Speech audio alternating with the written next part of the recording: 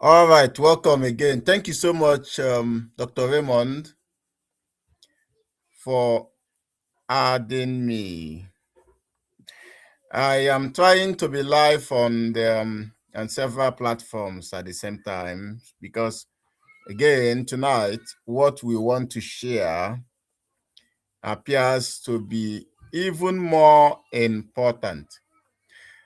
Thank you, family. Peace, love, and healing to everybody. Thank you for joining me, and happy Sunday to each and every one of you. I already saw Dr. Holder Erumaka in the meeting. So I'm happy. I'm blessed with some doctors already in our midst. I tell you, we are going to continue to make impact as much as God gives us the wisdom to do so. Last week, a lot of us, my patients and likes of them, were laughing at me. They said I babbed the kodo. Well, I did that in solidarity with some of my patients who are passing through chemotherapy and who happen to have lost their hairs. But I can see my hairs are growing back again. It's a sign that our body is built to heal. When you do any damage to the body, it is always ready to heal. So tonight, I'm not just addressing only people who have cancer, I'm addressing everybody, both the sick and the healthy. We're talking about electrolytes. Electrolytes is the spark of life, the fuel of life. And it is very, very important if you can understand the things I intend to share with us tonight. And I'm going to try to be very simple. I'm going to take some certain things in a layman's understanding because I believe that information that can be practicable is better communicated to even a layman's understanding. Our body requires oxygen. Our body requires water. Our body requires minerals. Our body requires electricity and food to stay alive. Without these things, I tell you, the body will begin to shut down. So the most important thing you have to understand tonight is that your body is not shutting down because of lack of chemotherapy.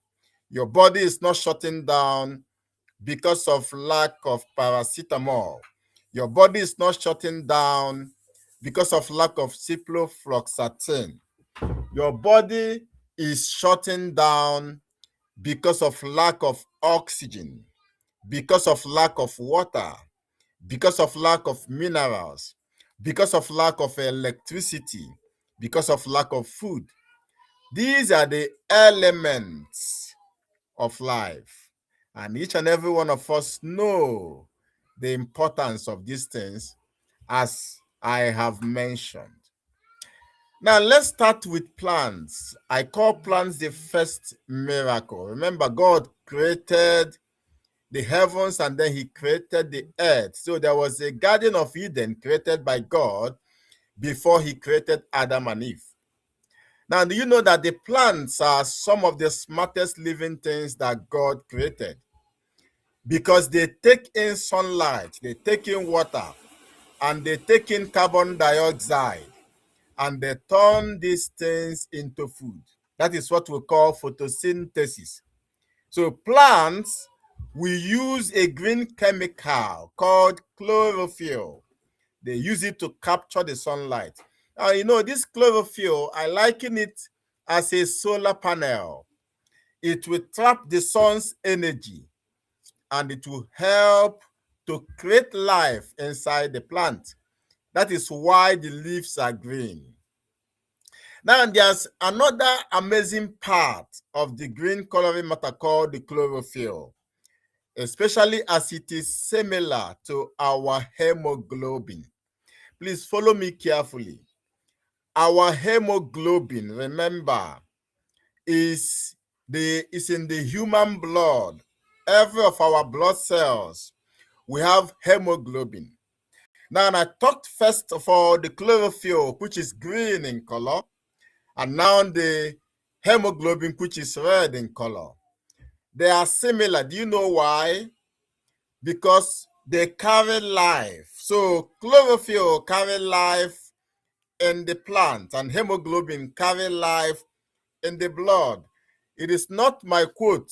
It is in the Bible. The Bible said that life is in the blood. Chlorophyll helps the plant to carry sunlight energy, but hemoglobin helps the human blood to carry oxygen. And we all know that without oxygen, we will not be here. Without oxygen, our cells will become weak, our organs will suffer, energy will drop, healing will slow down, disease will grow. Now, that is where I want to talk about the blood, because now blood is not just red water. Blood is not champagne. Blood is not Zobo. Blood is a transportation system. It's like a river. It's like a delivery truck. It's like an electrical cable, all at the same time. Your blood carries oxygen. Your blood carries nutrients. Your blood carries hormones. Your blood carries immune cells. Your blood carries minerals. And especially, your blood carries electrolytes. Let me check. I think I got a message on WhatsApp. Let me understand what the message on WhatsApp is about. All right, I move on. So, every cell in your body needs the supply of constituents in the blood. Your heart pumps blood through thousands of miles of blood vessel to every single cell in your body. And this is happening at every point in time that your heart beats. That is how your cells eat. That is how your brain thinks. That is how your muscles move. That is how healing happens. The reason why I take this time to explain this is so that you can understand that medicines does not produce health. Ivermectin does not produce health. Fembendazole does not produce health. Chemotherapy, antibiotics does not produce health. You have understood what and where health is coming from. So anybody that tells you that food or water or nutrients does not matter as regards to the cancer that you have, as regards to the diabetes that you have, that person is deceiving you. Anybody that tells you that sunlight and oxygen and grounding and electrolytes, that they don't matter, you are being deceived.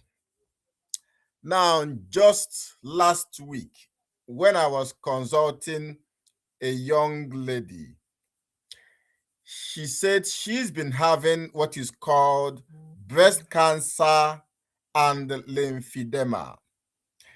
Now, she has been going through treatment in the past 5 years, since 2020, 2021. And until last week that she met me, I asked her, she said, none of the oncologists, none of the persons or personnel in the hospital has ever advised her on what to eat, how to eat, when to eat, and the lifestyle that are prerequisite for life to happen. They only focused on taking her lab test and giving her chemotherapy, giving her surgery, giving her radiotherapy.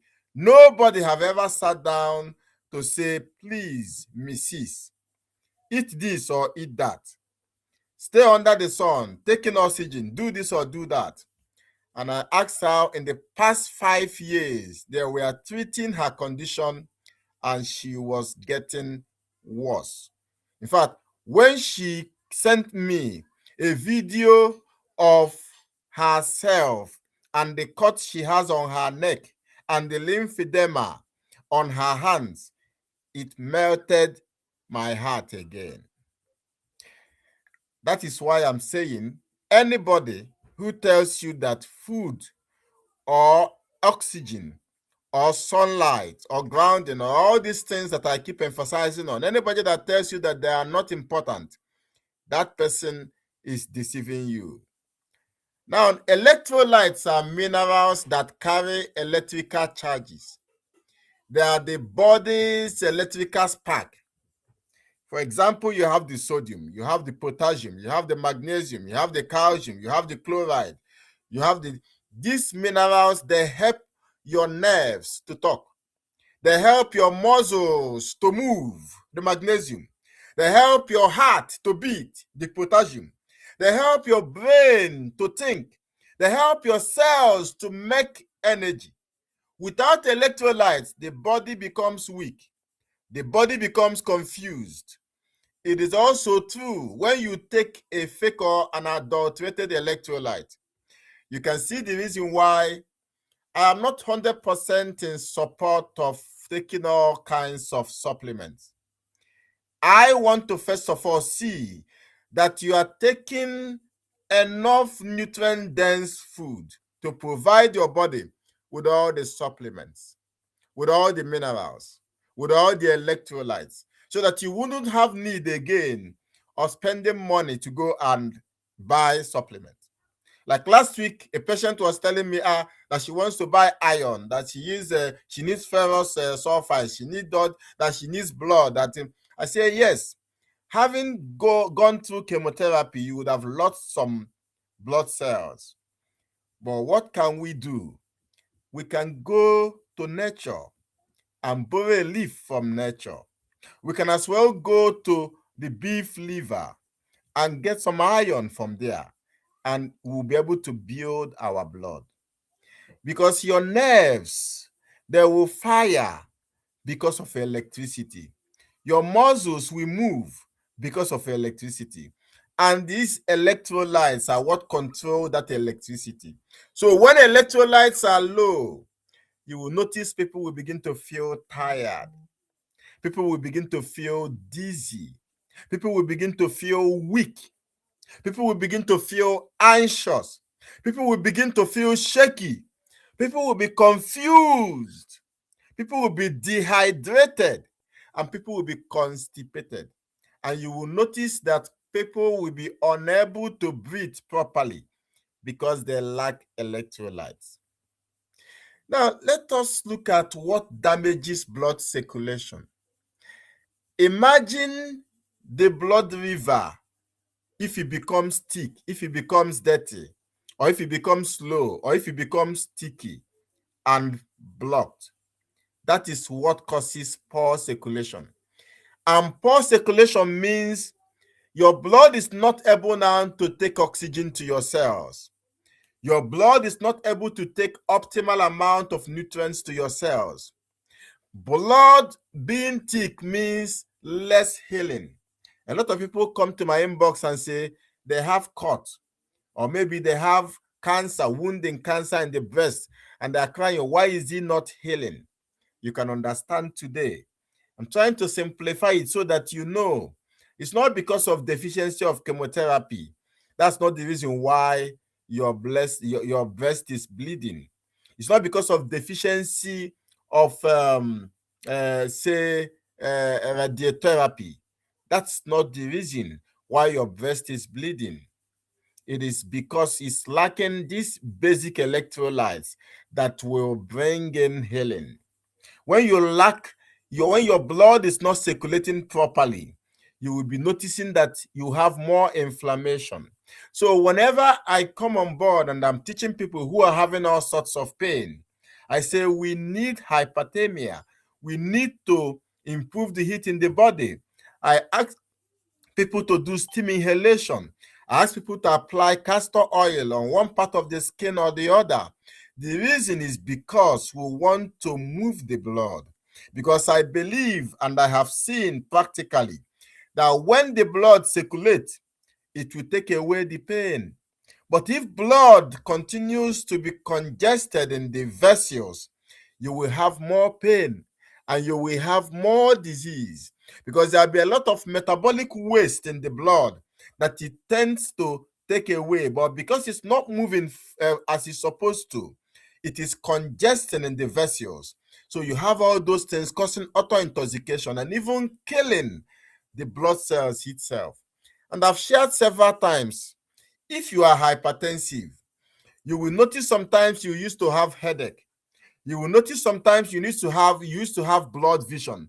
This also happens to people who are diabetic because it is the same issue that is playing out. Their blood is thick and dirty. So they will notice again that when they have wound in the leg, it's not healing. They will notice again that a lot of men who are hypertensive and who are diabetic, they notice they are not having erection. The reason is because the vessels that take blood to the brain, to the eyes, to the penis, to the kidney, these vessels are very tiny, so that when your blood is thick and lacking of electrolyte and lacking of proper circulation, you will notice that blood cells are not taking oxygen and nutrients to these organs. So you begin to have headache. And when you go to the hospital, they give you paracetamol. They didn't address the cause of the headache. That is why after some while, the headache will come back. You take more paracetamol. Over time, you will become an addict of paracetamol. Over time, it will affect your liver. That is how disease complicates. And most of the hospitals, they do not look at the root cause. They only try to treat symptoms. They make you a little bit comfortable so you can go home and come back the next day. Our aim as doctors in the various groups that we are is to bring lasting healing to your health, to the issues that are bothering you. Now, what makes your blood thick and dirty? You can see, I try to be, very practical. I try to simplify it so that you will not say somebody is using bogus grammar to confuse you. No, I try to make it very simple so you can understand that simple headache, because I've had several people come to me and say they have headache. And when I improve their blood circulation, the next hour they come and tell me, doctor, the headache is gone. They didn't take paracetamol. So how did the headache go? Because we improved circulation. Maybe just because they're hydrated. I just told them, take more water, add some cayenne pepper, add some lemon, so that you can make your blood not thick enough, but soft now to flow through the tiny vessels leading to the brain, to the eyes. If you're having blood vision, you notice you start having clearer vision just because you supply some electrolyte into the body. Why I'm saying this is a lot of people have been confused that they need medication to keep their life, but it is all lie. You need to understand the basic fuels of life and apply them as at when due, and you won't have any cause to go and sleep in the hospital. You won't have any cause. And that is our mission. Our mission is to reduce the number of people going to the hospital unnecessarily, including professors, including people who have reached a particular pinnacle in their life, but they are lacking in their health. Our society needs them. They don't need to go so early. Our society needs them, but they need this information to continue to stay alive, to continue to contribute. What causes your blood to be thick? Number one, too much sugar and insulin in the blood. When you eat too much sugar, too much soft drink, too much bread, too much junk food, too much processed carbohydrates, your insulin level rises. That is called hyperinsulinemia. Now, too much insulin in the blood will make your blood to be thick and more inflamed, and it will damage your blood vessel. Number 2, stress and cortisol. When people worry too much, when people are sleep poorly, they will raise their blood cortisol. When people live in fear, because you got that diagnosis and the doctor have told you you have one year to live, so your life is traumatized. You are living in fear. You are living in anxiety. You are desperate. You are frustrated. You are creating that negative energy inside of your body. So much stress, so much cortisol, and that will make you die quicker. But tonight, I'm opening it up. I'm making it simple so you will not say that you were not told. Continuous release of cortisol into the blood, it will make your blood to be so thick. It will tighten your blood vessels. It will raise your blood pressure. It will increase inflammation. Do you notice that sometimes some people get some kind of news and immediately it will turn their blood pressure because of a flooding of cortisol into the blood? So once you check their blood pressure, you will see it jack up by 30 or 40 marks. Something that used to be normal will become abnormal suddenly, just because of fear, because of anxiety, because of a bad news. And that will increase inflammation. That will reduce oxygen flow. So even though those guys were trying to manage the situation, but oxygen is not getting to the cells, so they become weak. They start having fatigue. They start beginning to drug. That is a very, very big challenge. Now, the third thing that clogs the bloodstream is metabolic waste. Every day, every seconds, every minute, your cells are pooing. The cells are creating waste every day. But if your digestion is poor, if your liver is overloaded, if your kidneys are weak, if sweating is low, if movement is poor, you will notice that this waste will begin to pile up. So your bloodstream becomes congested like a dirty engine oil. Do you remember if you have a car, not used to, I know a lot of us have vehicles that we use. You notice the mechanic will be telling you sometimes, please go and check your engine oil. You go and check. So when you pull out the insert pipe, you will now check again to check the viscosity of the oil. So if you look at the oil, you say, oh, this oil is too black, it's too dirty, and it's too thick. You would have noticed that that car will be producing more carbon monoxide from the exhaust pipe. Why? Because the oil is dirty. That is exactly the same thing that happens to us when our blood is infiltrated with metabolic waste. It's difficult for the heart to work. So the heart continues to work so hard, so hard. Just 2 weeks ago, a friend and a patient of mine came to me. He now showed me his blood pressure reading. It was as at the time he showed it to me, and I have evidence on my WhatsApp. I can send anywhere, at least there's no name attached to it. It was 187 over 111. It was so high that I consider it a time bomb. But he showed that to me, and I told him, I gave him a form to fill out, and I looked at the form, and I can now be able to pinpoint the cause of the problem. I said, you have insulin resistance, and your blood is so infiltrated. Your blood, and I began to liken his blood to the blood of that car engine, that the viscosity is so poor. And I said, it's possible that in just 2 weeks, without medication, we're going to get back your blood pressure to be normal. If that person is here in the chat, please, you can write on the comment section so that it will not look like, cooking up stories.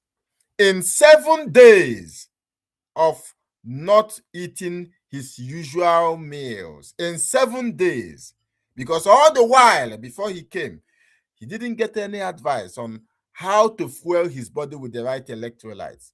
In 7 days after consultation and after we started a plan, in 7 days, his blood pressure came back down to 130/84. I have the picture sent to me on my phone. So when I talk about that blood is life, even the Bible said so. A lot of us do not understand it. So we think, no. We want to tell God that, no, God, what are you talking in this? But how can you tell us that blood is life? No, it's chemotherapy that is life. They say, God, no, it's antibiotics. Antibiotics, that is what is life. Or maybe you say, God, no. I think it's radiotherapy. That is what is life. Or maybe you say, no, there's this miracle drug that they told me about, that once you take it, it will solve all your, that is life. But God said that life is in the blood. If you can take care of your blood, if you can know the right electrolytes to put into your blood, there is absolutely no reason to be in the hospital. Now, what happens when blood flow is very poor? You will notice cells will begin to suffocate, and suffocating cells will become stressed. Some scientists believe that cancer cells behave differently, partly because they are trying to adapt to that low oxygen. They are trying to adapt to metabolic stress. They are trying to adapt to poor circulation. The cells are trying to adapt to poor oxygen delivery. They are trying to adapt to poor detoxification.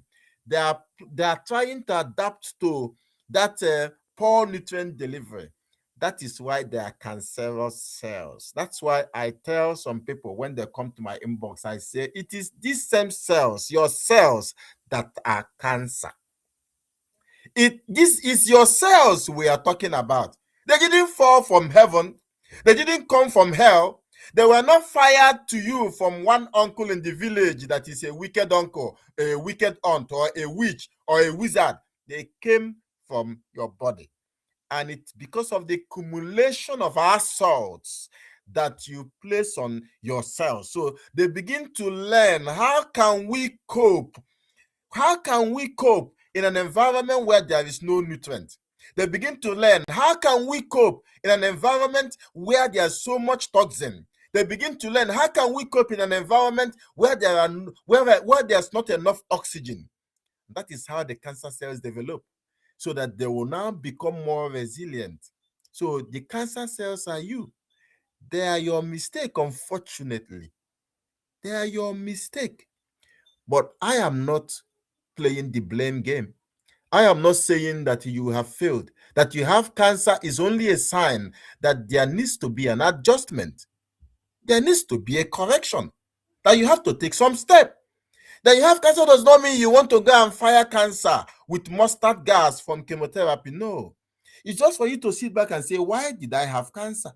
You now begin to observe and then find a way to rebuild your electrolytes so that the other remaining cells that are more metabolically flexible can breathe and take over.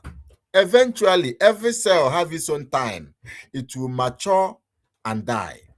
And when you begin to put in the right electrolytes, you will notice that the cells, the better cells, will continue to triumph, and the weaker and cancerous cells will die and get into your lymphatic drainage system, and you pass them away.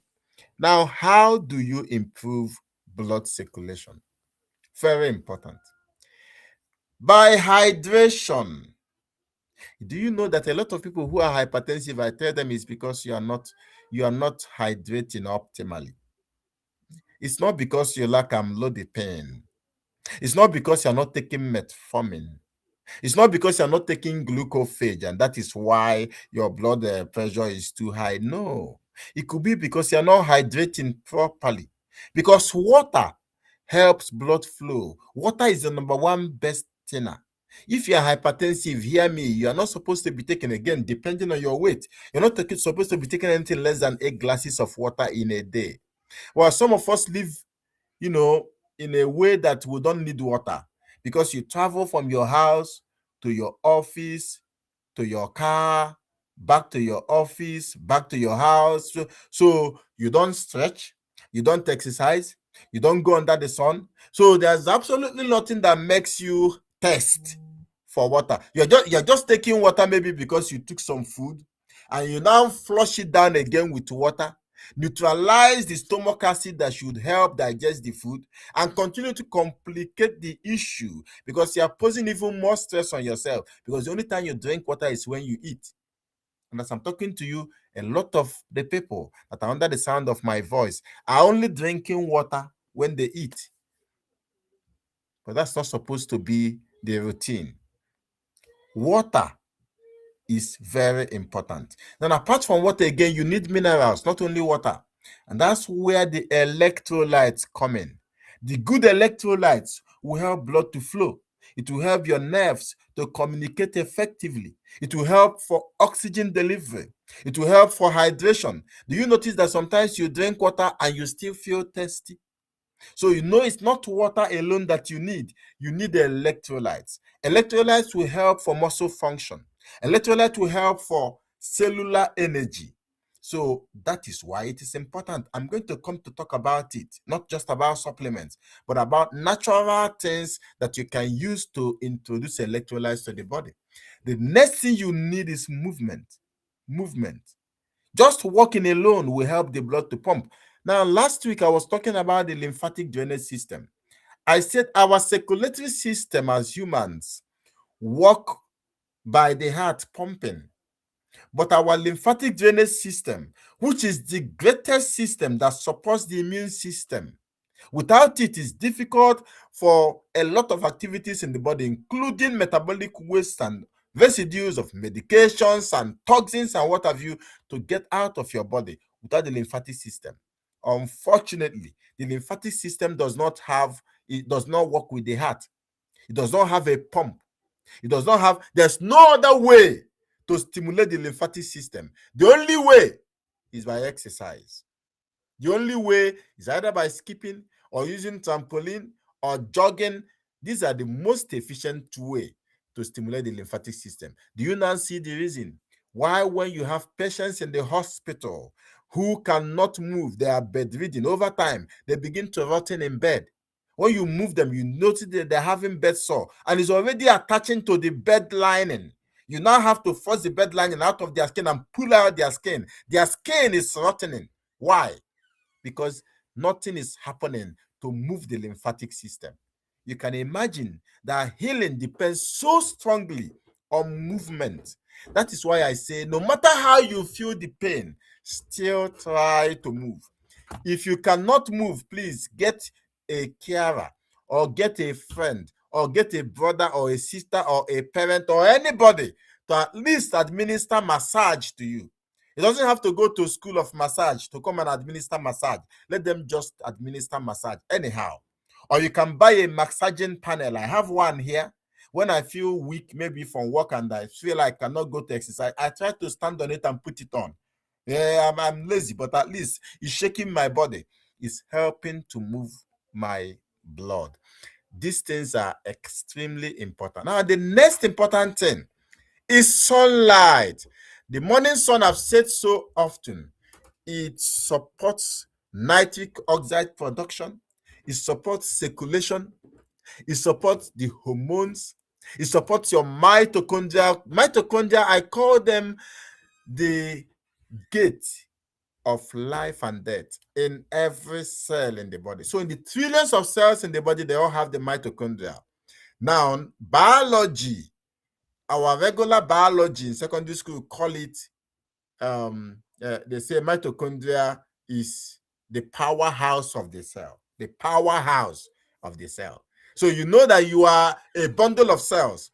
So if the mitochondria, they are not activated by the sun, that means you are almost dead. And again, the sunlight helps for immune balance. I've shared several times about how our body produces vitamin D just by you going under the morning sun. And that vitamin D is a very vital, because of how essential it is. That's why God put the sun in the sky. Because you may not be able to assimilate vitamin D from fruits and vegetables. And God put the sun in the sky. That's the only vitamin that God made provision for. But because of civilization, and because a lot of us, we think we have arrived, So we are avoiding the sun. We are running away from that. We don't want, look at this, my color. I don't want skin to damage my color. I don't know whether you prefer life or death to your color. The choice is yours. That's why I say healing and health is so much about choice than it is about wealth and other things. The next is deep breathing. Oxygen, it matters a lot. Deep breathing, if you do it, I've shared about it. In the morning when you wake up, sit up in bed. You don't need to travel out. Just do it in bed. Sit up in bed and breathe in for 4 seconds and take the deep breath and allow it and breathe out in 6 seconds. Do that for 3 times, 6 times, or 10 times in a day. You will help yourself, you will improve circulation, you will control stress, you will build cellular energy. That is how important it is. I don't want to overflog it because we have a lot of things to deal with, and we have only 20 minutes. The next is sweating. Sweating helps to remove waste. So how do you get across to it? Movement, exercise, sauna, the sunlight. This can help the detoxification pathway. Now, let's talk about the best electrolyte foods, because God has made provision. Listen to me. I am not against supplements. No, I'm not against. So don't misquote me. However, I am 100% sure that God have made provision. When God created us, there were no supplements. Supplements is purely business for some people, or say for most people. It is purely business. It's just they want to make money. So they sell you empty food and they sell you supplements. They sell you white flour. They remove all the nutrients in the wheat. They sell you the white powdery one, the starchy one that will clog your body. And they come back again and they produce supplements, and because it's the same companies that make these foods and know that you are deficient, and they will come back to you and say, this one is now fortified with 27 minerals and vitamin. Oh, this one is now fortified with 50 minerals and vitamin. Or they will now say this is a complete supplement for men. When you want to be fertile, you have to take this supplement. They will now package it. If you are diabetic, you now need this supplement. Or they will now package it. If you have cancer, it is this supplement you need. But the truth is that God have put everything you will ever need in this life in food. The question is, which food are you eating? Now, the powerful electrolyte foods are, you have the coconut water, you have the cucumber, you have the celery, you have the watermelon. These things I'm talking about, I don't joke with them. I always have them in my refrigerator. If I don't have them raw, I have them juiced, I must have them. You have the avocado, you have the spinach, you have the bitter leaf, the pumpkin leaf, you have the moringa. Last week I talked about moringa. I said moringa will supply almost every nutrient that you need. How many people have moringa? You have the parsley, the number 1 kidney cleansing vegetable, the parsley. How many people take parsley intermittently? You have the sea salt. I've always said that the sea salt, the sea, mirrors what our electrolytes should look like. That is why when you get Celtic sea salt, for instance, it contains 97 minerals. Almost all the minerals that you need is in Celtic sea salt. And Celtic sea salt is cheap. But if you're hypertensive, the doctor says you should run away from salt. Without you knowing, if I have time, I'll come to it, where I talk about the electrolytes that's being sold to us, that I will call them pseudo electrolytes, because instead of providing solution, they tend to complicate it. They first of all tend to make you a customer so they can be coming back to buy more, and then they try to complicate the challenge for which you needed the electrolyte. But God have put all these things in nature. Everything in nature, even more in nature. But because we have been bamboozled with adverts on TV and from people who are making money off of us, so we say it must be supplement, that we can't get it from food. You have the lemon, you have the lime. These foods provide your potassium, your magnesium, your sodium, your antioxidants, your chlorophyll, and even hydration itself. If you want real hydration, it is structured water. I've thought about it several times. So because of time.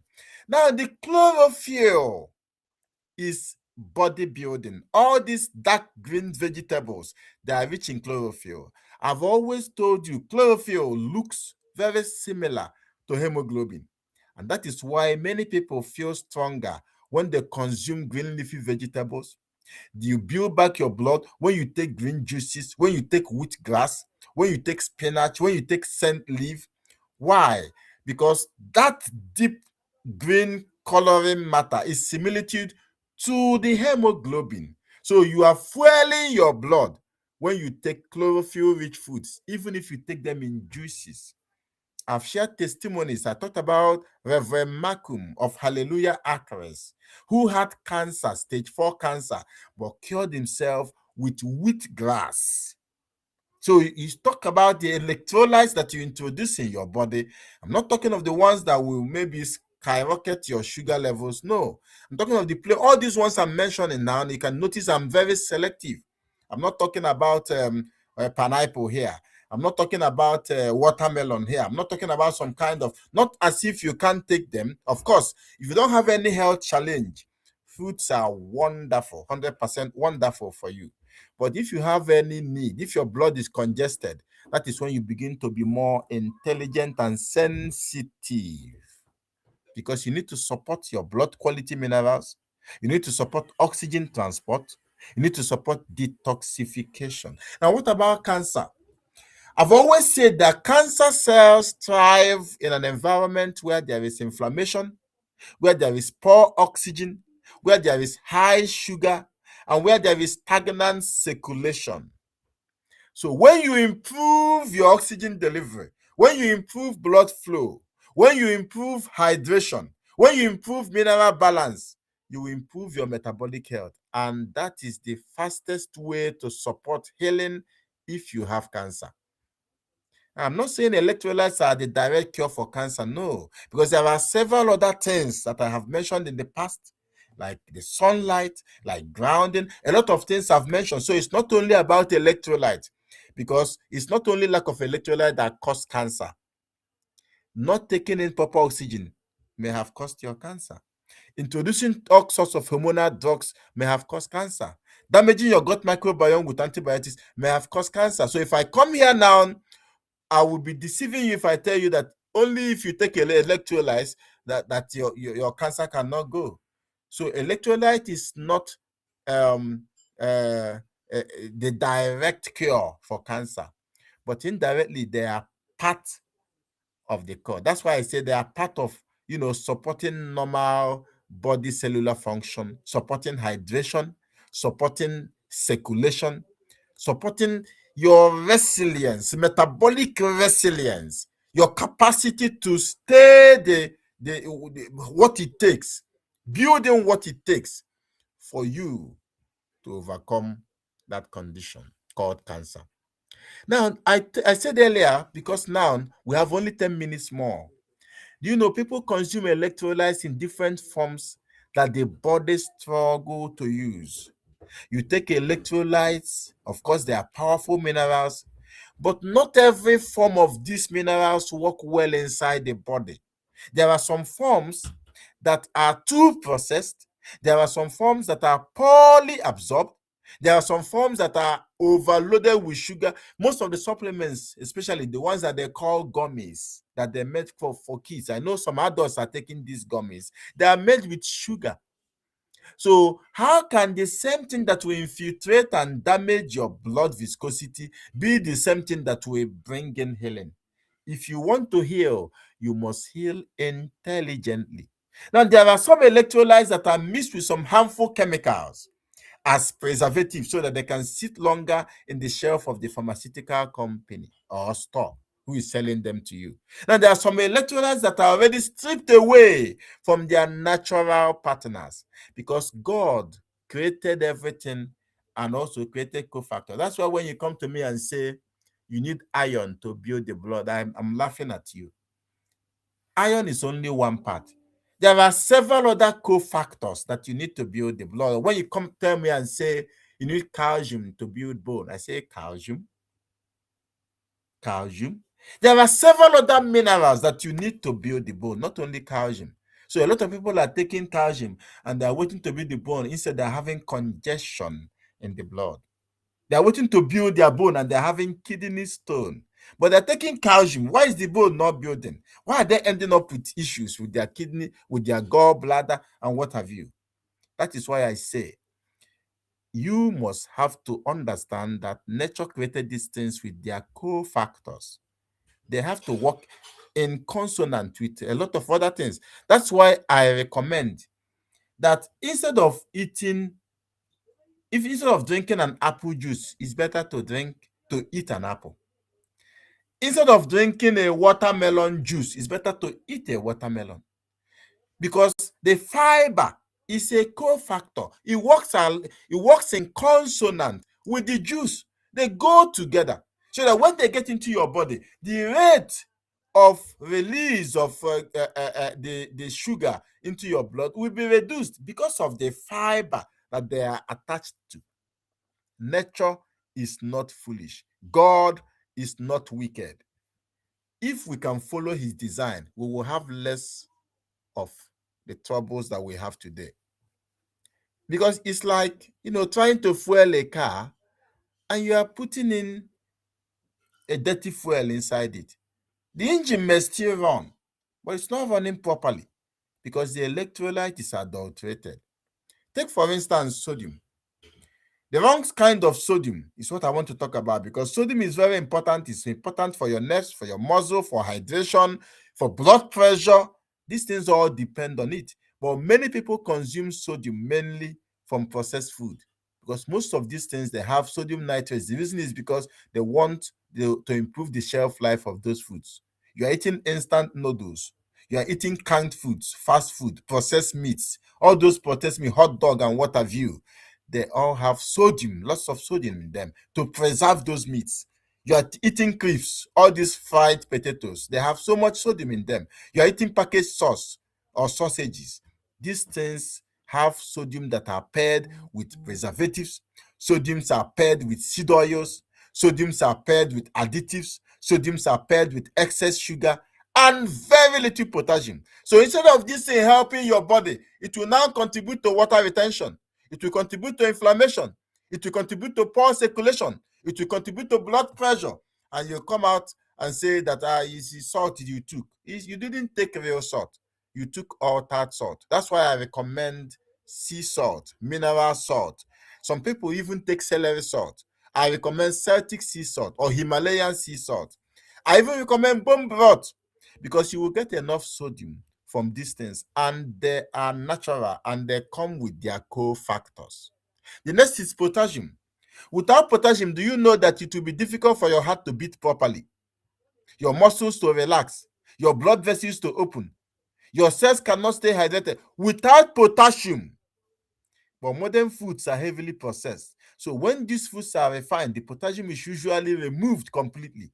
So people are eating white bread. Do you know that wheat naturally comes with potassium? But when it's in bread, there's no potassium. Pastries, cake, meat pie, sugary cereals, processed snacks, soft drinks. These things they have depleted the potassium content that they should have. But if you're taking avocado, if you're taking leafy greens, if you're drinking coconut water, if you're eating cucumber, you're eating beans, you're eating vegetables, oh, you are blessing your life with potassium, including the cofactors.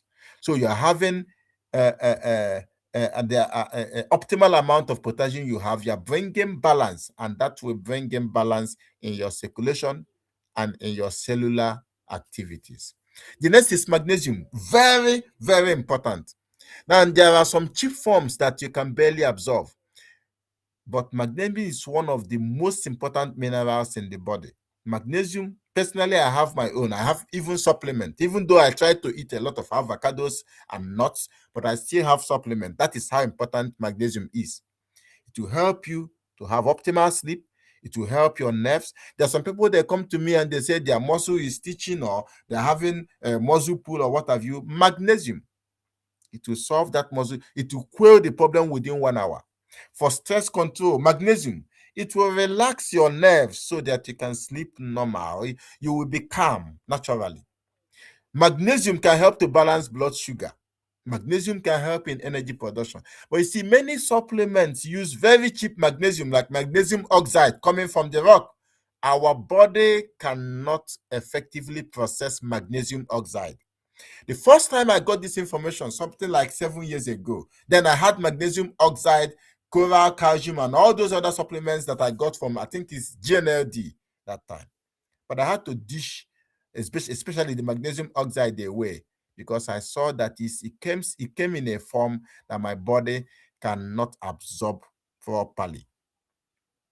So I dished it away. So sometimes even taking the wrong magnesium, like magnesium oxide, can cause diarrhea. So instead of nourishing your cells, you will notice it's bringing stress, it's raising your sugar level, it's causing poor sleep, and a lot of other things that it's doing is draining your energy. But what are the better absorbed forms of magnesium? Magnesium glycinate, or magnesium citrate, or magnesium malate, or magnesium rich foods, which I have mentioned already. I talked about the nuts. The nuts are rich again in magnesium. Now we'll talk about calcium because we have only 2 minutes more. If you take calcium without balance, many people they think that calcium only means strong bone. But calcium must stay balanced. It has cofactors. Calcium need magnesium. Calcium need vitamin D. Calcium need vitamin K2. In fact, calcium need movement. If you can't move, all the calcium will clog your system. Some people consume large amounts of processed dairy food because they want calcium. They take large amount of calcium fortified foods because they want calcium. They take excess supplements even without proper balance. So you notice that the calcium may not go where it's supposed to go. So instead of the calcium helping your bones, it will bring imbalance in the body. It will cause stiffness. It will cause calcification. That's what calcium does. It will cause poor vascular flexibility. You notice your veins are not moving flexibly. So what it means is you will start having high blood pressure because you are taking so much calcium. But calciums are rich with their cofactors in leafy greens, in sesame seed. Even natural sunlight will support your capacity to take in calcium. The next is chloride. And mostly we get this chloride from junk food. Chloride will help for hydration. It will help for stomach acid production. A lot of people are saying that they have low stomach acid. It's because they're not taking enough chloride. Chloride will help for digestion and especially for fluid balance. But most people get chloride from only the table salt, the sodium chloride, the white salt. Is processed, not from whole foods. So when digestion becomes weak, people will begin to struggle because there's improper breakdown and absorption of nutrients. Now it is 8 o'clock. I usually want to, work exactly with the time. But let me round off in just 2 or 3 minutes. The biggest challenge we have is electrolytes without life. The body understands minerals best when they come with water, when they come with enzymes, when they come with phytonutrients, when they come with chlorophyll.